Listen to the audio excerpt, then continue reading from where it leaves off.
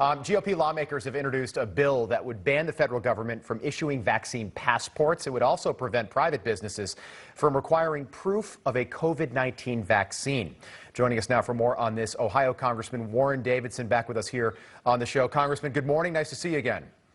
Good morning. Thanks for talking about this. Congressman, a pleasure to have you back on. You introduced the Vaccine Passport Prevention Act because you argue that these requirements represent, quote, a violation of civil liberties. Why is this bill so important right now?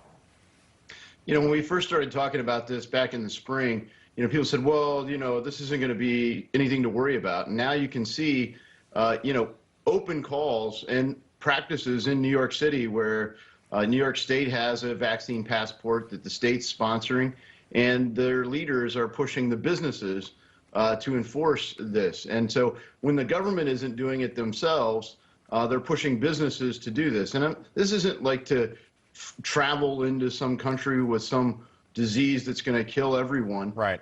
This is to go to a restaurant with a disease that for 99+% of people is not fatal.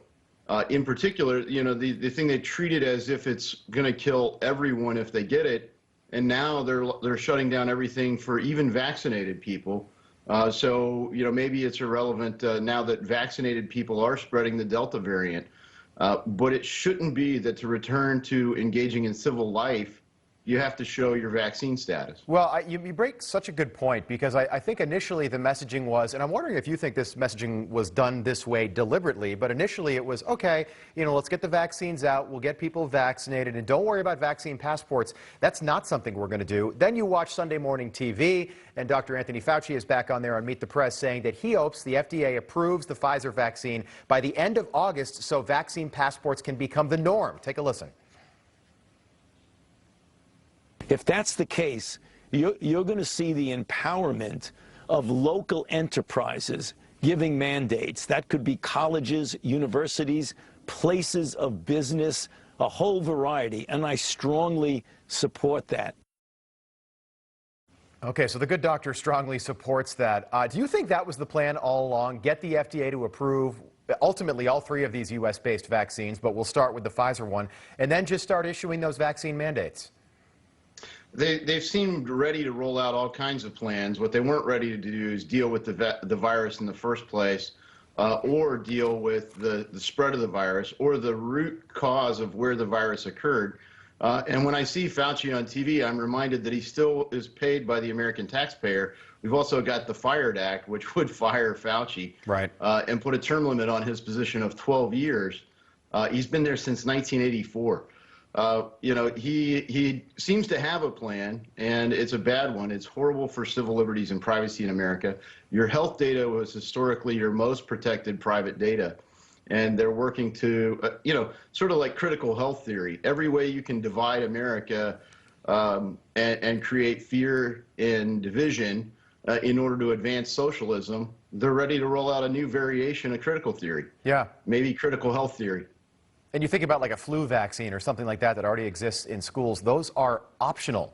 Okay, this has never happened in American history. I want to play you one more soundbite from yesterday from Dr. Fauci. I call him the misinformation czar because everything he says is so confusing. So he said this yesterday, millions of people watching, network television, Sunday morning. Let me know if you can understand anything that he is saying right here. Take a listen. If you've had COVID, you might be protected for a while against the original virus that you were infected with. But when variants come along, you are vulnerable. And there was a study that came out within this past week that showed that if you are infected, recover, and get one shot of the vaccine, your protection doubles what it would be if you got 2 shots of the vaccine and were not infected. I have no idea what he's saying right there. And I saw that live yesterday morning, and I didn't know what he was saying. How does this guy still have the job that he has? Well, we're working to make sure he doesn't. I'm certain that when we get a change of leadership, he won't. But, just look at the information, misinformation, disinformation that he's putting out right there. It contradicts studies from around the world that having had the virus and recovered actually provides immunity. There was an Israeli study that said you're up to 6.7 times more protected with natural immunity than you are with the vaccines. Right. And right now, the vaccines don't prevent you from getting infected or from spreading it. They're saying it does diminish the risk of you being hospitalized, which is great. I mean, that's a preventative thing, but it's not a true vaccine. When you think about smallpox, I mean, it took the discovery of the vaccine in the late 1700s till 1950 before it was totally eliminated. Right. Because viruses do that; they mutate.